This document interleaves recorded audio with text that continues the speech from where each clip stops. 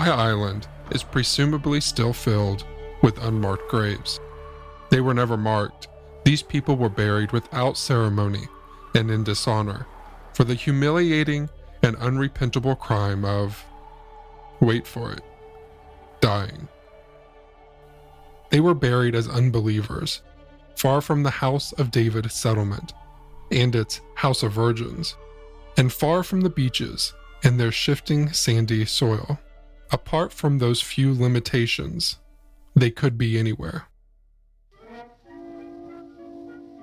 They were members of the world-famous House of David cult, headquartered in Benton Harbor, Michigan. The main campus of this cult was in some ways the Disneyland of its day, drawing about 250,000 visitors annually. There was an official band, a theater troupe, and traveling sports team. There was also a list of prohibitions for all community members. No meat eating, no haircutting, no private ownership, and no sex. Or so they claimed, but we'll come back to that later. And the craziest part, among a true surplus of crazy, is that the House of David was good at pretty much everything it tried to do. Its baseball teams traveled the country with Satchel Paige and the Negro League All-Stars. Its basketball teams toured with the Harlem Globetrotters. And, because of the commune's law against cutting hair, all these House of David athletes played with giant beards and hair to their waists, which made them an utterly unique spectacle in American entertainment. On joining the House of David, members turned over their money and holdings, all of it, to the control of Brother Benjamin Purnell, founder of the House of David, and the seventh messenger of the new revelation of heaven. In exchange for their life savings, they would receive eternal life, actual eternal life, in this lifetime. All true believers, upon believing and giving him their money, would, Benjamin promised, never die. And yet when their time came, they died. And every time this happened, the cult leader was at a crossroads. He could either admit that his Benton Harbor Israelites, which is what they called themselves, didn't actually live forever, or he could blame the dead for a lack of faith. So, of course, when House of David members died, they were disgraced.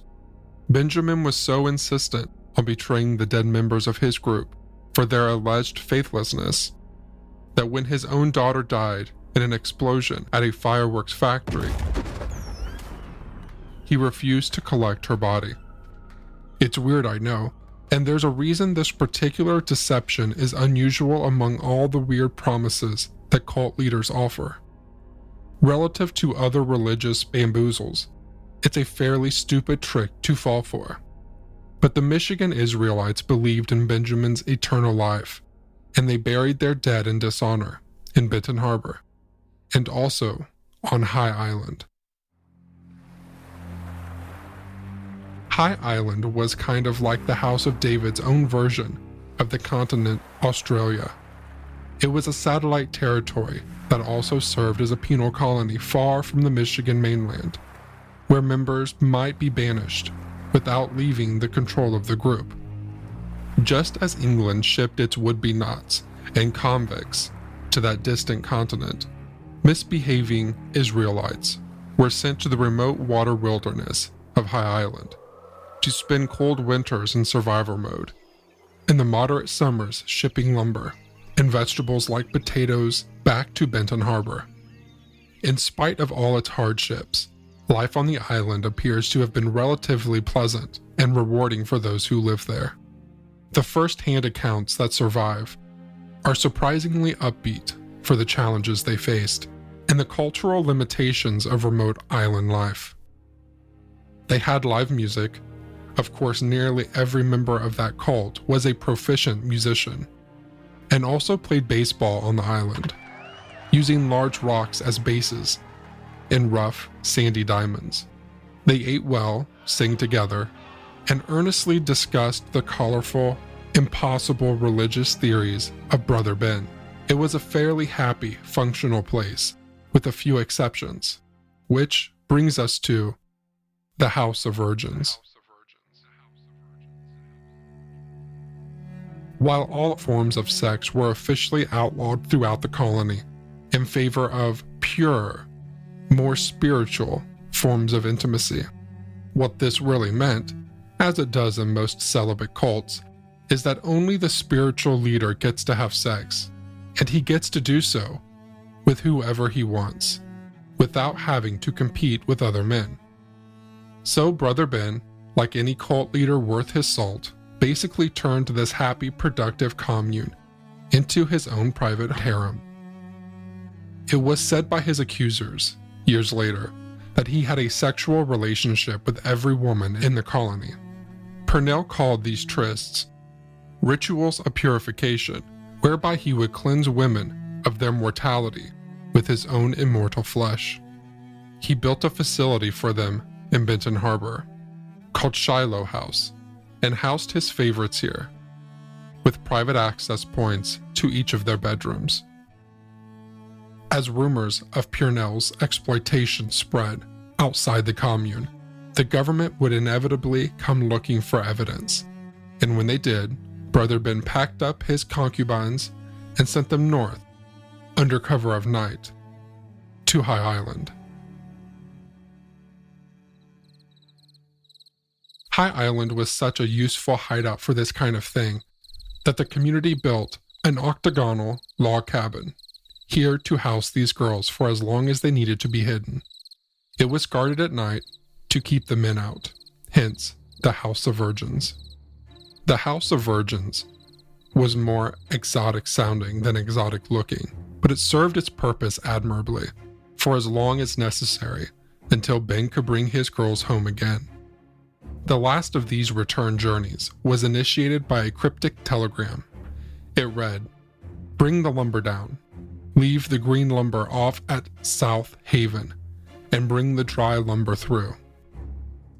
The dry lumber was the older women Ben was no longer interested in. They could be brought back to Benton Harbor in broad daylight for all the world to see. The green lumber, on the other hand, was Ben's underage harem, who should be dropped off further north, at South Haven, and returned by land in the dark. The pretext for these involuntary exiles to High Island were always as farcical as they were sinister. They were months-long berry-picking expeditions, or vacations on an icy island in the middle of winter. But eventually the evidence piled up against Purnell, and he was taken to court in a trial he was bound to lose. Instead, in a blaze of comedy gold, he became ill and suddenly died, becoming the latest apostate of his own empty promises. The cult itself continued and split into factions. And as of 2 years ago at least, in 2018, there remain 2 living members in Benton Harbor. The House of Virgins has since, like all House of David buildings on High Island, and all the graves of its fallen members, disappeared from the landscape. High Island today is uninhabited. The last inhabitants, like the first, were native fishermen. And to be clear, High Island, like all of our islands, had a long history of native settlement and culture long before Europeans showed up with their kings and harems. We'll focus more on the native story of these islands in later episodes, but for now, we'll leave High Island with the Michigan Israelites and head to the Fox Islands, north and south, where things are about to get, somehow, much worse.